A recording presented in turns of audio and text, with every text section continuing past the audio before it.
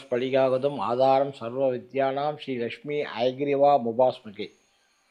புண்ணிய காலங்கள்னு ஒன்று இருக்குது. அது எப்படின்னா, எந்த காலங்கள் புண்ணிய காலங்கள், எந்த நாளில் எந்த தெய்வத்தை வழிபட்டால் என்ன பலன் கிடைக்கும். ஸோ இதை புண்ணிய காலங்கள் சொல்லி ஜாதகத்துலேயும் எல்லா விஷயங்களையும் கொடுத்துருக்காங்க. ஆனால் அதை நம்ம நடைமுறையில் அனுசரித்து அதற்கு உண்டான பூஜைகள், அபிஷேகங்கள், அர்ச்சனைகள், ஆராதனைகள், விரதங்கள் இதை நம்ம செஞ்சோம்னா அந்த நாள் செய்யக்கூடியது உங்களுக்கு மிக நிறைய பலன்களை கொடுக்கும். உங்களோட வாழ்க்கை ஒரு லட்சுமி கடாட்சமாக மாறுவதற்கு வழிகளை செய்து கொடுக்கும். சரி, இப்போ என்னன்னு பார்ப்போம். இப்போ ஞாயிற்றுக்கிழமை உங்களுக்கு சப்தமி திதி. சப்தமி திதி ஞாயிற்றுக்கிழமை வந்தால் அதுக்கு பேர் பானு சப்தமின்னு சொல்லுவாங்க. பானு சப்தமியில் பூஜைகள் சூரிய பகவானை பூஜை பண்ணிங்கன்னா உங்களுக்கு பலன்கள் அதிகமாக கிடைக்கும். சூரியன் காலையில் எழுந்து குளிச்சுட்டு சிகப்பு கலர் சூரியன் வெளியே வரும். வெளியே வரும்போது அந்த சிகப்பு கலர் சூரியனை கையெடுத்து 2 கையும் மேலே தூக்கணும். பண்ணிவிட்டு கையை தூக்கி ஆராதனை பண்ணி இது பண்ணிவிட்டு அதுக்கப்புறம் தீபம் காமிச்சு கொண்டு அந்த தீபத்தை வெளியே காமிச்சு அதை நேராக எடுத்துன்னு வீட்டில் பூஜையில் வைக்கணும். அதுக்கு பேர் பானு சப்தமி விரதம். இந்த பானு சப்தமி விரதம் இருக்க மத்தியானம் 12 மணி வரைக்கும் எதுவும் சாப்பிடாமல் இருந்து 12 மணிக்கு மேலே சூரியனுக்கு இறங்கு முகம் ஸ்டார்ட் ஆகும். இறங்கு முகம் ஸ்டார்ட் ஆகும் நீங்கள் எல்லாமே என்னென்ன சாப்பிட்றது எல்லா திங்ஸும் பண்ணலாம்.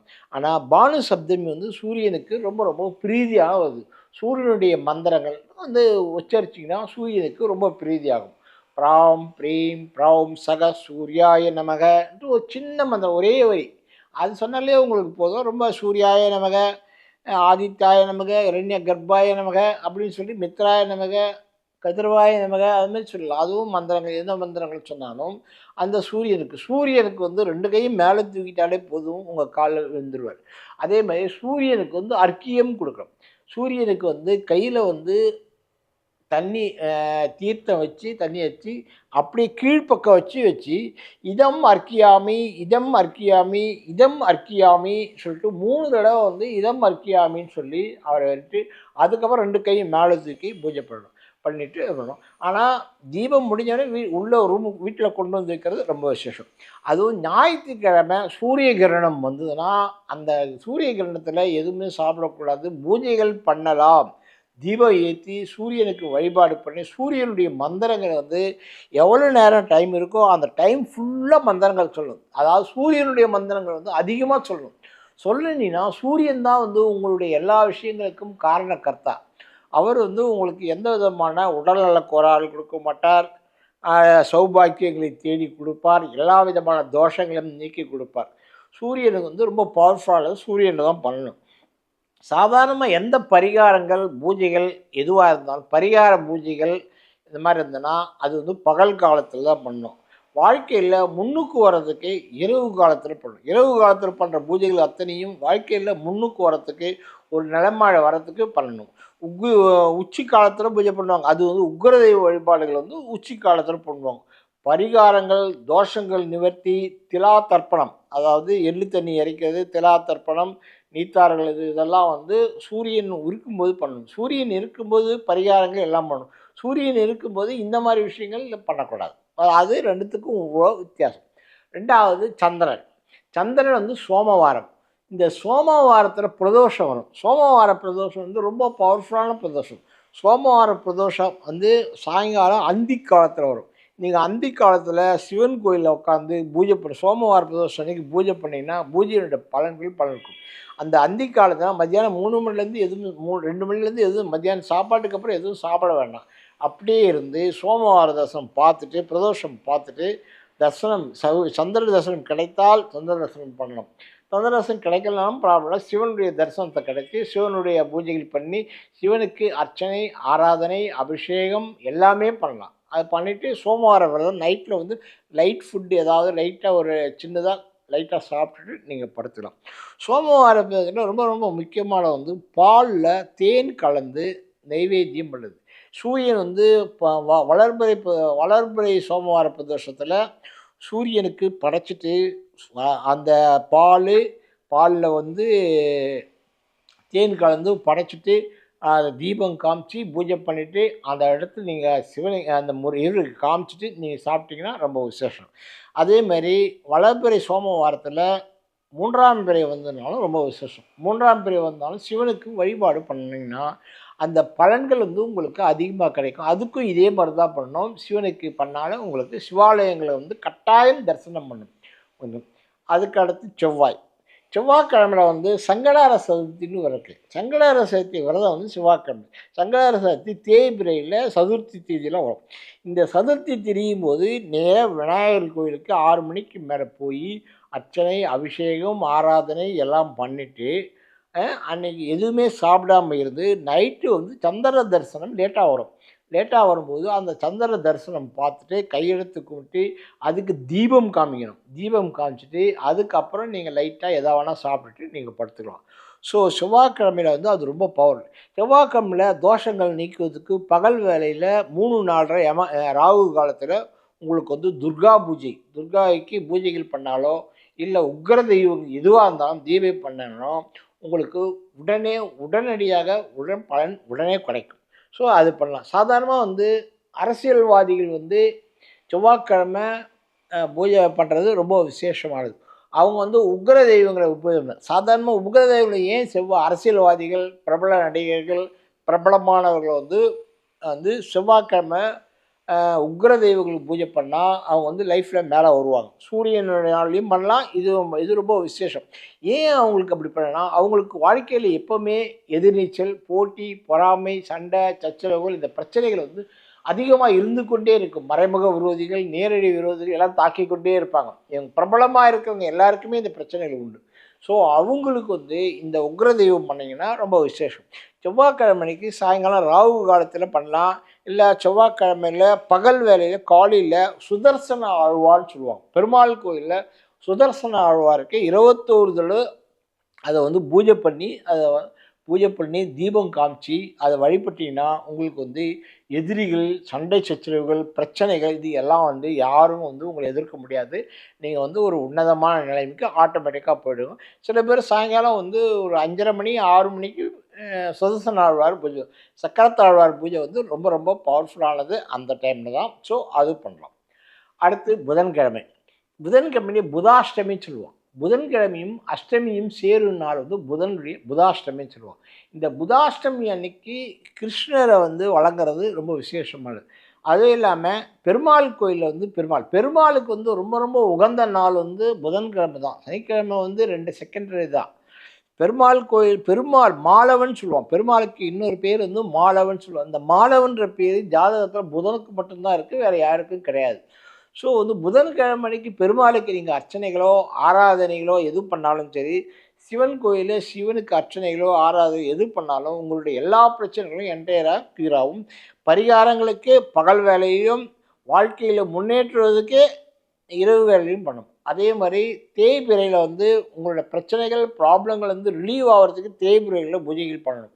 வளர்பிறையில் வந்து வாழ்க்கையில் முன்னுக்கு வர்றதுக்கு, மேலே வர்றதுக்கு, லிஃப்ட் ஆகிறதுக்கு, முன்னேற்றங்கள், செல்வ வரவு இதுக்கெல்லாம் வந்து வளர்பிறையில் பூஜை பண்ணணும். ஸோ இந்த தேய்பிறைக்கும் வளர்பிறைக்கும் அதுதான் வித்தியாசம். அதை தான் நீங்கள் பண்ணணும். புதாஷ்டமி தேய்பிறையில் வந்தால் அதுக்கு ஒரு பலன், வளர்பிறையில் வந்தோன்னா அதுக்கு ஒரு பலன். ஸோ இந்த 2 பலனும் 2 மாறி மாறி வரும். ஸோ புதாஷ்டமி வந்து ரொம்ப ரொம்ப முக்கியமான புதன்கிழமை அன்னைக்கு பெருமாள் கோயில் தரிசனம் ரொம்ப ரொம்ப பவர்ஃபுல். அதுலேயும் புதாஷ்டமி வர்ற அன்னைக்கு பெருமாள் கோயிலில் தாயாரம்மா சந்நிதியில் பூஜை பண்ணிங்கன்னா உங்களுக்கு ரொம்ப ஒன்றுமே வேணாம். ஒரே ஒரு துளசி மாலை வாங்கிட்டு வந்து போட்டுட்டு பெருமாளுக்கு போய் கும்பிட்டு வந்தாலே போதும், உங்களுக்கு எல்லா ப்ராப்ளம் இருக்கும். அதே மாதிரி புதன்கிழமைக்கு சுதர்சன ஆழ்வார் பூஜைகள் பண்ணுறது ரொம்ப விசேஷம். சுதர்சன ஆழ்வாருக்கு நீங்கள் பெருசாக வந்து ஒரு துளசி மாலை வாங்கி போட்டுட்டு அவங்க வந்து பச்சைக்கற்பூர தீர்த்தம் கொடுப்பாங்க. தீர்த்தம் வாங்கி குடிக்கணும். தீர்த்தம் வந்து வாங்கி குடிக்கணும். தலையில் வந்து தேய்க்கக்கூடாது. நிறைய பேர் வந்து தலையில் தேய்ச்சிப்பாங்க. அது வந்து ஒரு தவறான விஷயங்கள். எந்த தீர்த்தமும் வந்து தீர்த்தம்ன்றது ஒரு மிக புனிதமான விஷயம், இறைவனுடைய அருள் பெற்றது. அதை வந்து குளிக்கிறதுன்றது, தலையில் தேய்க்கிறது ரொம்ப தவறான விஷயம். அதை யாரும் பண்ணாதீங்க. அதை பண்ண வேண்டாம். அதுக்கடுத்து பெருமாளுக்கு ரொம்ப ரொம்ப விசேஷம் வந்து பெருமாளுக்கு புதன்கிழமை வர ஏகாதசி துவாதசிக்கு ரொம்ப பவர் தான். புதன்கிழமை ஏகாதசி வந்தால் ஏகாதசி விரதம் வந்து பண்ணுறது நல்லது. புதன்கிழமை வர துவாதசி இன்னும் ரொம்ப பவர்ஃபுல்லானது. இந்த சமயத்தில் விரதங்கள் இருக்குது. விரதங்கள்னால் நீங்கள் பெருசாக விரதங்கள் இருக்க வேண்டாம். பகலில் வந்து லைட்டாக வந்து எதுவும் சாப்பிடாம இருக்கலாம், ஒரு லைட்டாக காஃபி டீ அது மாதிரி சாப்பிட்டுட்டு அப்படியே இருந்து நைட்டு வந்து கொஞ்சோண்டு சாப்பிட்டுட்டு இருக்கலாம். ஆனால் பெருமாள் கோயிலுக்கு போகணும், பெருமாளை பூஜை பண்ணணும், பெருமாளை வலம் வரணும், இது பண்ணாதான் உங்களுக்கு அந்த பலன்கள் முழுமையாக கிடைக்கும். ஸோ புதன். வியாழக்கிழமை வந்து குருவாரம்னு சொல்லுவாங்க. குருவாரம் வந்து ராகவேந்திரர் வந்து குருவாரம். எல்லாருமே வந்து இன்னைக்கு குருவாரம்ன்றது ரொம்ப விசேஷம். அந்த வியாழக்கிழமை சாயங்காலம் 6 மணிக்கு குபேர காலம்னு ஒரு காலம் ஒன்று சொல்லுவார். எங்க துர்க்கை சித்தர் இந்த விஷயத்த நிறைய வாட்டி சொல்லுவார். அந்த குபேர காலத்துல தீபம் ஏற்றி வீட்டிலோ கோயிலிலோ தீபம் ஏற்றி வழிபட்டால் உங்களுக்கு பணப்பிரச்சனை எந்த காலத்திலும் ஏற்படாது. அதை வியாழக்கிழமை குபேர காலத்துல திருப்பதியில் இருக்கிற வெங்கடாஜலபதி தரிசனம் பண்ணுறது ரொம்ப விசேஷம். வியாழக்கிழமை அன்னைக்கு திருப்பதி வெங்கடாஜலபதிக்கு ரொம்ப பவர் ஜாஸ்தி. அன்னைக்கு குபேரனையே பவர் பண்ணாரு. அவர் வந்து நேத்திர தரிசனம். நேத்திர தரிசனம் சொன்னால் நகையெல்லாம் போட்டுட்டு இருக்க மாட்டார். வரும் வந்து ஒரு வேஷ்டியை வந்து சுற்றிட்டு இருப்பார். பட்டு வேஷ்டியை உடம்பு ஃபுல்லாக சுற்றிட்டு இருப்பார். ஒரு இந்த மாலை துளசி மாலையை கழுத்தில் மாட்டிட்டு இருப்பார். அன்னைக்கு ரொம்ப ரொம்ப பவர்ஃபுல் இது. அதே மாதிரி வியாழக்கிழமை தட்சிணாமூர்த்திக்கு ரொம்ப வியாழக்கிழமை தட்சிணாமூர்த்திக்கு ஒரு நாகலிங்க பூவையோ ஒரு மல்லிப்பூவையோ முல்லைப்பூ, தட்சிணாமூர்த்திக்கு ரொம்ப பிரீதியானது முல்லைப்பூ. முல்லைப்பூவை வச்சு பூஜை பண்ணுறது, அர்ச்சனை பண்ணுறது ரொம்ப விசேஷமானது. சாதாரண எந்த கோயிலாக இருந்தாலும் நீங்கள் என்ன பண்ணணும், பச்சை கற்பூரம் எடுத்துக்கணும், கொஞ்சம் கிராம்பு ஒரு 4 5 எடுத்துக்கணும். இதை வச்சு ஒரு அகல் விளக்கு எடுத்து அந்த அகல் விளக்கில் அதை போட்டு தீபம் போட்டு அந்த தீபம் எரிஞ்சதுன்னா அந்த எரியிற நேரம் வரைக்கும் உங்களுக்கு ஆகர்ஷண சக்தி அதிகமாக ஏற்படும். அந்த பூஜை வந்து பவர்ஃபுல்லாக இருக்கும். வியாழக்கிழமைக்கு சாயங்காலம் சாயங்காலம் இல்லை, இரவு படுக்க போகும்போது இந்த மாதிரி ஒரு வீட்டில் வந்து கடைசியாக தூங்க போகிறதுக்கு முன்னாடி ஒரு அகல் விளக்கு எடுத்து அதில் பச்சை கற்பூரம் போட்டு அதில் வந்து கிராம்பை போட்டு தீபம் போட்டுட்டு அதுக்கப்புறம் நீங்கள் படுக்க போனீங்கன்னா அன்றைக்கி நைட்டு ஃபுல்லாக எல்லா விதமான வசதி இதுவாகி அடுத்த நாள் வந்து பண வரவு ஏற்படும். ரெண்டாவது சௌபாக்கியமான ஒரு நல்ல அம்சமான வாழ்க்கையில் ஏற்படும். வியாழக்கிழமை அன்னைக்கு மருதாணியை வந்து அரைச்சி கையில் வச்சுக்கிறது விசேஷம். அதுவும் ஞாபகம் வச்சுக்கணும். வியாழக்கிழமை அன்னைக்கு நைட் மருதாணியை கையில் வச்சு நீங்கள் படுத்தினா மகாலட்சுமி கடாட்சம் உங்களுக்கு தேடி வரும். அது வியாழக்கிழமை. அடுத்து வெள்ளிக்கிழமை. வெள்ளிக்கிழமை எல்லாரும் பண்ணலாம். வெள்ளிக்கிழமை ராகு காலம் வந்து விவாக பிரச்சனைகளுக்கு, குடும்பம் கணவன் மனைவி பிரச்சனைகள், குடும்ப பிரச்சனைகள், இதுக்கெல்லாம் வந்து வெள்ளிக்கிழமை ராகு காலம் ரொம்ப விசேஷமான ராகு காலம். இதில் வந்து நீங்கள் பூஜை பண்ணிங்கன்னா ரொம்ப. வியாழக்கிழமை அன்னைக்கு அனுஷ நட்சத்திரமோ திருவோண நட்சத்திரமோ இல்லை உத்திர நட்சத்திரமோ வந்ததுன்னா அது ரொம்ப விசேஷமானது. அன்னைக்கு பூஜைகள் புனஸ்காரங்கள் எல்லாமே பண்ணலாம். உத்திரட்டாதி நட்சத்திரம் வந்ததுன்னா அன்னைக்கு பசுவுக்கு வாழைப்பழம் கொடு. சாதாரணமாக எந்த வெள்ளிக்கிழமையாக இருந்தாலும் சாயங்காலம் 5 மணிக்கு ஒரு பசுவுக்கு ஒரு சீப் வாழைப்பழம் வாங்கி நீங்கள் ரெகுலராக கொடுத்தீங்கன்னா உங்களுக்கு பணப்பிரச்சனை எந்த காலத்திலும் எப்போவுமே ஏற்படாது. வெள்ளிக்கிழமையில் நீங்கள் முதல்ல அதை பண்ணுங்க. அது உங்களுக்கு பெரிய பணப்பிரச்சனைலேருந்து தீர்வு கிடைக்கும். ரெண்டாவது வெள்ளிக்கிழமையில் எல்லா விதமான வெள்ளிக்கிழமையில் பணம் கொடுக்கல் வாங்கல் அதெல்லாம் கூடாது. ஆனால் வெள்ளிக்கிழமையில் செய்யக்கூடிய தானம் வந்து மிகப்பெரிய. வெள்ளிக்கிழமையில் நீங்கள் அன்னதானம் செஞ்சிங்கன்னா அந்த பலன் வந்து உங்களுக்கு அதிகமாக கிடைக்கும். ரெண்டாவது வெள்ளிக்கிழமைக்கு திருநங்கைக்கு ஆசீர்வாதம் வாங்கிறது ரொம்ப விசேஷம். திருநங்கைக்கு கையில் ஒரு 10 ரூபா கொடுத்தீங்கன்னா அவங்க உங்களுக்கு ஆசீர்வாதம் பண்ணுவாங்க. திருநங்கை ஆசீர்வாதம் வெள்ளிக்கிழமையில் பண்ணிங்கன்னா ரொம்ப விசேஷம்.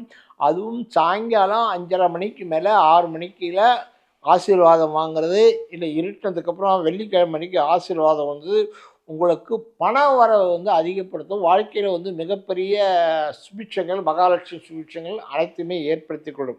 வெள்ளிக்கிழமைன்றது ரொம்ப விசேஷமான நாள் திருநங்கைகளுக்கு தான். அது திருநங்கைகள்லாம் பார்த்தீங்கன்னா இப்போ எல்லா கடைகளும் பார்த்தா வெள்ளிக்கிழமை அன்றைக்கி தான் வருவாங்க. கடைகளில் வந்து பணம் வாங்கிட்டு போகிறது வெள்ளிக்கிழமை வரும். வெள்ளிக்கிழமை பாயும் வெள்ளிக்கிழமை தான் வருவார். வெள்ளிக்கிழமை அன்றைக்கி ஒரு மயில் தொகை வச்சுன்னு வருவார். எல்லாருக்கும் தூபத்தை போட்டு மயில் தொகை தலையில் தடவிட்டு போவார். அது வந்து ரொம்ப பவர்ஃபுல்லானது. வெள்ளிக்கிழமை தான் ரொம்ப பவர்ஃபுல்லானது. அவங்க தான் வெள்ளிக்கிழமை அன்றைக்கி மத்தியானம் 12 மணிக்கு பூஜை பண்ணுறாங்க. இதுவெல்லாம் பண்ணுறாங்க. அந்த முஸ்லீம்ஸ் வந்து அவங்க பூஜைகள் அவங்களுடைய வழிபாடுகள் எல்லாமே பண்ணுறாங்க. வெள்ளிக்கிழமை வந்து ரொம்ப விசேஷமான நாள் ஆக்சுவலாக. அதுக்கடுத்து சனிக்கிழமை. சனிக்கிழமை என்ன விசேஷம் சொன்னால் கெட்ட சக்திகள் எல்லாத்தையும் வெளியே நீக்குவதற்கு சனிக்கிழமை ரொம்ப விசேஷம். சனிக்கிழமை ராகு காலத்தில் உக்ர தெய்வங்களுக்கு பூஜை பண்ணிங்கன்னா உங்களுக்கு உடல்நல கோளாறுகள், உடல்நல சம்பந்தமானவர்கள், உடல் சம்பந்தமான பிரச்சனைகள் இது எல்லாம் வந்து என்டையராக கிளியர் ஆகும். 2வது ஜீவன சம்பந்தமான பிரச்சனைகள். இப்போ வந்து ஜீவனம்னா ஒரு ஒர்க் பண்ணுற இடத்துல பிரச்சனைகள் வந்துட்டே இருக்குது. ஜீவனம் வந்து சரியாக அமையலைன்னா சனிக்கிழமை ராகு காலத்தில் ராகு காலத்தில் வழிபாடு பண்ணுறது விசேஷமானது. சனிக்கிழமை வர பிரதோஷம் வந்து ரொம்ப பவர்ஃபுல்லானது. சனிக்கிழமை வர பிரதோஷத்தில் பூஜைகளோ சிவனுக்கு பூஜைகளோ இதுவோ பண்ணும்போது உங்களுடைய தோஷங்கள் அனைத்தும் நிவர்த்தியாகின்றது. அதாவது சனிக்கிழமை வந்து ரொம்ப பவர்ஃபுல். சனிக்கிழமையில் எந்த பூஜைகள் பண்ணாலும் இது சனிக்கிழமையில் நகை வாங்குறது, பொருள்கள் வாங்குறதெல்லாம் பண்ணிங்கன்னா ரொம்ப விசேஷமானது. அது வந்து உங்களுக்கு என்றைக்கும் வற்றாத நதி போல வந்து கொண்டே இருக்குது. சனிக்கிழமை வந்து ரொம்ப பவர்ஃபுல்லான நாள். நிறைய பேருக்கு அது தெரியாது. பட் ஆனால் சனிக்கிழமை அன்னைக்கு அன்னதானம் பண்ணுறது இதெல்லாம் வந்து ரொம்ப பவர்ஃபுல்லாக கொடுக்கும். ஆனால் சனிக்கிழமை அன்னைக்கு டெட் பாடி எடுக்கக்கூடாதுன்னு சொல்லுவாங்க. சனிக்கிழமை டெட் பாடி எடுத்தால் அதில் பிரச்சனைகள் அவங்களுக்கால திருப்பி ஃபர்தராக வரும் அந்த மாதிரிலாம் சொல்லுவாங்க. நீத்தார் கடன்கள் காரியங்கள்லாம் வந்து சனிக்கிழமை அன்னைக்கு தெரியாமல் வந்துடுச்சுன்னா நம்ம ஒன்றும் பண்ண முடியாது. அதில் கொஞ்சம் பிரச்சனைகள் வரத்தான் செய்யும். ஸோ இந்த மாதிரி ஒரு ஒரு கிழமைகள் சேரும்போது ஒரு ஒரு விஷயங்கள் இருக்குது. இப்போ ரோகிணி நட்சத்திரமும் அஷ்டமியும் சேர அன்னைக்கு, கிருஷ்ணாஷ்டமி சேர அன்னைக்கு கிருஷ்ணருக்கு, இவருக்கு வந்து சிவராத்திரியும் திருவாதிரை நட்சத்திரம் சேர அன்னைக்கு நடராஜ பெருமாள் சிவபெருமானுக்கு பிரீதி. மக நட்சத்திரம் அன்னைக்கு இறந்தவர்களுக்கு புண்ணியம், இறந்தவர்களுக்கு பிரீதி கொடுக்குறது. இறந்தவர்களுக்கு நீங்கள் வந்து எல்லா விதமான தர்ப்பணம் கொடுத்தீங்கன்னா இறந்தவருக்கு டைரெக்டாக போய் அது மாதிரி ஒரு நட்சத்திரத்துக்கு ஒரு குணங்கள் இருந்தாலும் அந்த கிழமைகளோடு சேரும்போதும் அந்த திதிகளோடு சேரும்போதும் அதனுடைய பலன்கள் வந்து அதிகமாக கொடுக்குது. ஸோ இதை நம்ம அனுசரித்து புண்ணிய காலங்கள்னு சொல்லுவாங்க இதுக்கு பேர். இந்த புண்ணிய காலங்களில் என்னென்ன பூஜைகள் பண்ணுறீங்களோ அபிஷேகம், ஆராதனை, அர்ச்சனை, விரதங்கள் எல்லாமே வந்து முழு அளவில் உங்களுக்கு பலன் கொடுக்கும். இதை வந்து இன்னும் ஃபர்தராக நிறைய விஷயங்கள் இதை வந்து நான் ஷேர் பண்ணுறேன். அடுத்த எபிசோடில் உங்களுக்கு பண்ணுறேன். அகம் பிரம்மாஸ்மி.